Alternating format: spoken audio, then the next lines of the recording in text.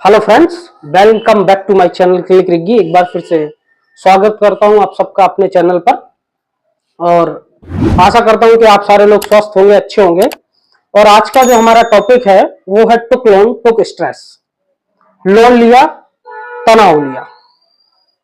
Topic सुनकर आपको थोड़ा सा अजीब लग रहा होगा, लेकिन आप पूरी वीडियो देखिएगा तो आपको टॉपिक समझ में आएगा कि मैं आपसे क्या कहना चाह रहा हूं, किस टॉपिक पे आपसे वार्तालाप करना चाह रहा हूं। टुक लोन टुक स्ट्रेस। आपको एक डेटा बताता हूं, एनसीबीआर का डेटा है, 2022 का डेटा है। 1.70 lakh people commit suicide in India.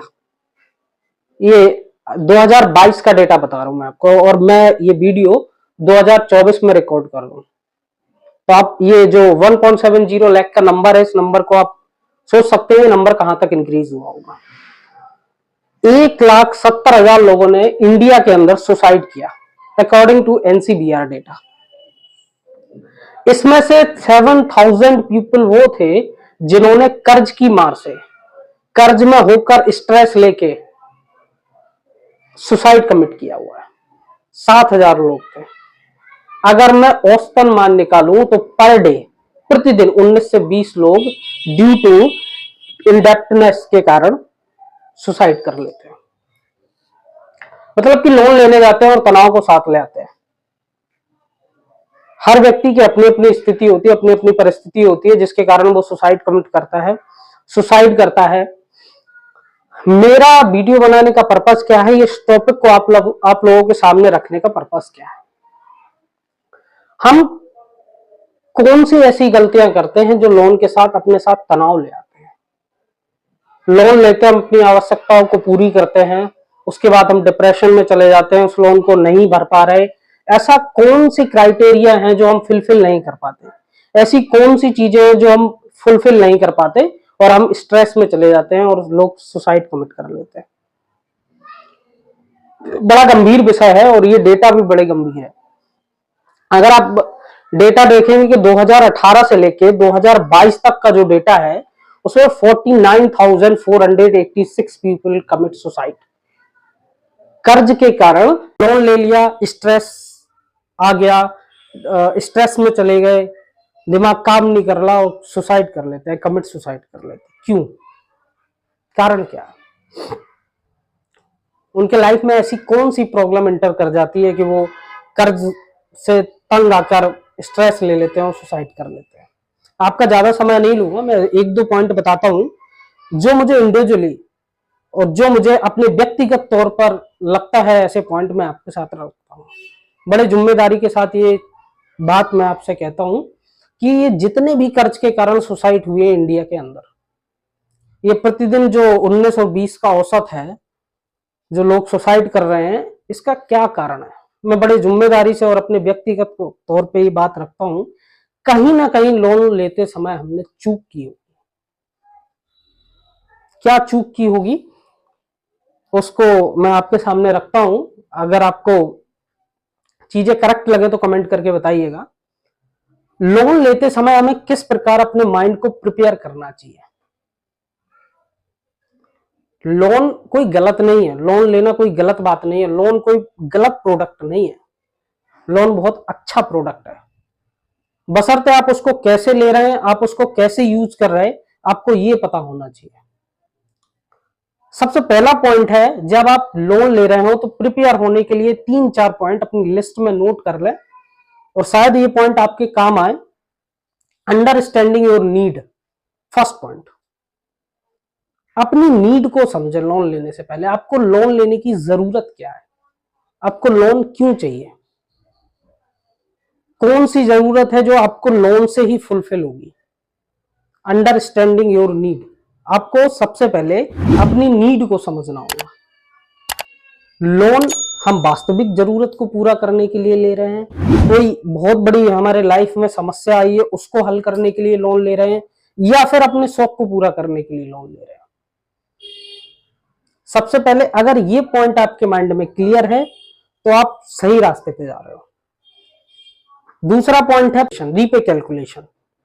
Loan तो हम ले लेते हैं, पर हमारे पास क्या ये कैलकुलेशन होती है कि हम भविष्य में इतने दिन तक हमारा वो लोन चलेगा, हम इतने दिन के अंदर इस कर्जे को अपना जो है सेटलमेंट कर पाएंगे, ये कर्जा हम इतने दिन में चुका सकते हैं। ये प्रिपरेशन होती है हमारे पास, ये प्रिपरेशन हमारे पास होनी चाहिए। कैलकुलेशन ऑफ रीपे कैलकुलेशन की प्रिपरेशन होनी चाहिए। क्या होता है कि कई लोग तो मजे मजे में लोन ले लेते भाई। सैलरी है 20,000 रुपए, भाई के पास, दोस्त के पास आईफोन है, हमारे पास एक ऑफर आ गया, लोन ऐप लोन का ऑफर आ गया, बैंक से एक ऑफर आ गया, congratulation your loan has been approved, pre approved 1 lakh rupees, please submit your detail, है ना, disbursal amount credit with few second. इस तरीके के हमारे पास मैसेज आया और हमने मैसेज पे क्लिक किया, सबमिट किया, अगर आप इजबल हैं, आपके अकाउंट में 1 लाख रुपए आए और आप जाके आईफोन ले लिया आपने। आपको उसकी नीड नहीं थी, लेकिन आपने शौक की वजह से ले लिया। अगर नीड है तो अलग बात है। अगर आपके पास नीड है, आप लोन से फोन ले रहे हैं, लोन से कोई ऐसा प्रोडक्ट ले रहे हैं जिसकी आपको जरूरत है, तो आपको रीपे की कैलकुलेशन लोन लेने से पहले अपने माइंड में रखना चाहिए कि रीपे की कैलकुलेशन हम किस तरीके से करेंगे, अपने लोन का रीपेमेंट हम कैसे करेंगे।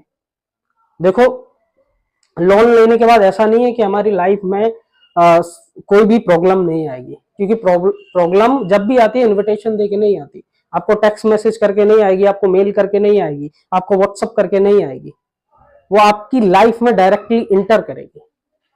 और हो सकता है उस समय आपका लोन चल रहा हो, आपकी इनकम पर भी असर पड़े उस प्रॉब्लम का, आपके साथ फाइनेंशियल क्राइसिस हो सकते हैं।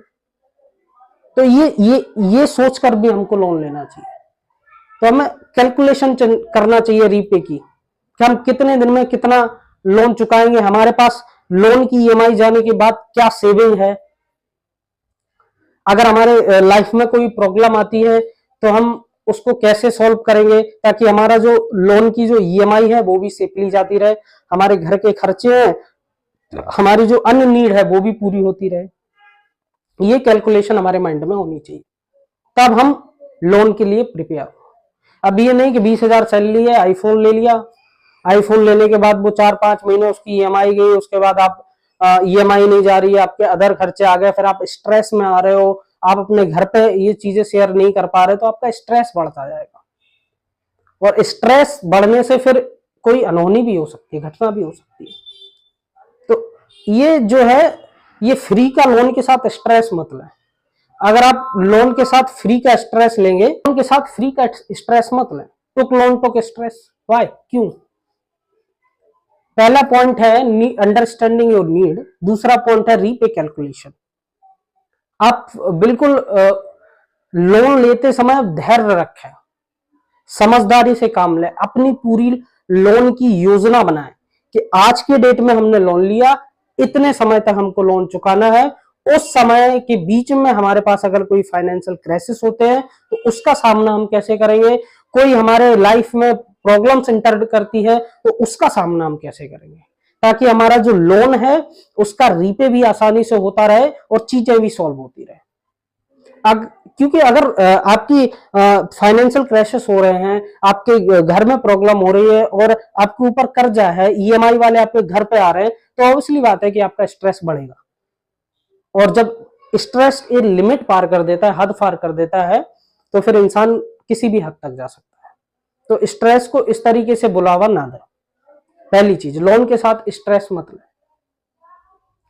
तीसरा पॉइंट है कीप ट्रैक टाइम, अपने टाइम को ट्रैक करें। टाइम ट्रैक का मेरा मतलब है कि आप जो लोन ले रहे हैं, आप जो भी लोन ले रहे हैं, जिस प्रकार का लोन ले रहे हैं, कितने समय के लिए ले रहे हैं, ये ट्रैकिंग होनी चाहिए। कई लोग क्या करते हैं कि जैसे ही उन्होंने लोन लिया, अब बैंक वालों ने बताया कि हम जो टेनर है, जो लोन को रीपे करने का टेनर है, वो 1 साल से लेके 7 साल तक दे रहे हैं, 1 to 7 ईयर।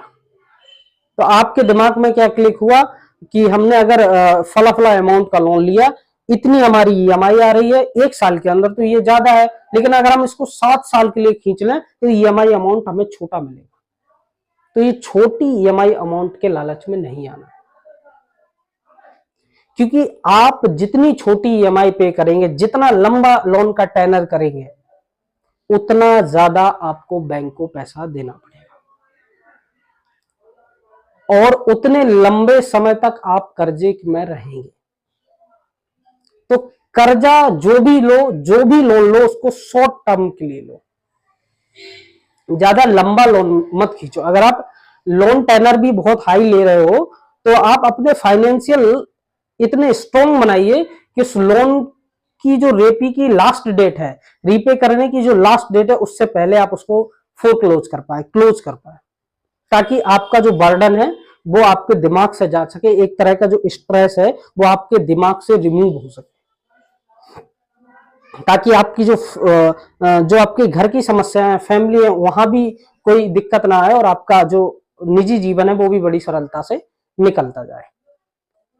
ये बातें ये पॉइंट जो है रीपे कैलकुलेशन, ये बहुत कम लोग ध्यान देते हैं। इस पर ध्यान देना बहुत जरूरी है कि अगर हम लोन ले रहे हैं तो उसको भविष्य में हमें कैसे चुकाना होगा।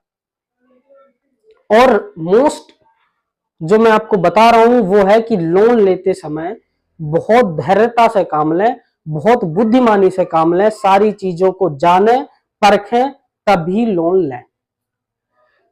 दूसरा पॉइंट मैं आपको बता रहा हूं, ये नोट कर लीजिए, लोन चुकाने के लिए लोन ना लें, नहीं तो आप किसी ना किसी दिन लोन के चक्रव्यूह में फंस जाएंगे जिससे निकलना मुश्किल हो जाएगा। ये जो कंपाउंड इंटरेस्ट का मैदान है ना, ये आपको चक्रव्यूह में फंसा लेगा और आप काफी लंबे समय तक लोन को रीपे करते रहेंगे और अपने माइंड में एक बिना उसका स्ट्रेस लेते रहेंगे। एक पॉइंट, तीसरा पॉइंट मैं आपको जो बता रहा हूं वो do not take loan for investment. Investment के लिए आप लोन मत लीजिए। अगर आप इन्वेस्टमेंट के लिए लोन ले रहे हैं तो आप सबसे पहले बहुत ज्यादा आप प्रिपेयर हो जाओ। या तो इन्वेस्टमेंट आप इन्वेस्टमेंट कई तरीके के होते हैं। इन्वेस्टमेंट का मेरा मतलब ये है कि आप लोन लेके शेयर मार्केट, म्यूचुअल फंड, इस तरह की चीजों में इन्वेस्ट ना करें।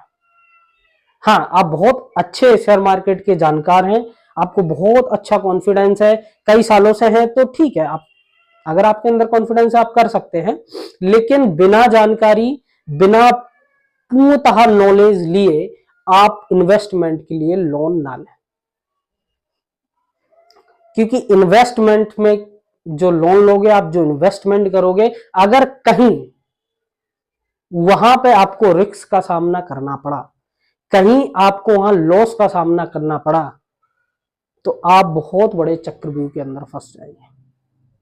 तो ये जो इन्वेस्टमेंट वाला रिस्क है ये लोन लेकर ना करें।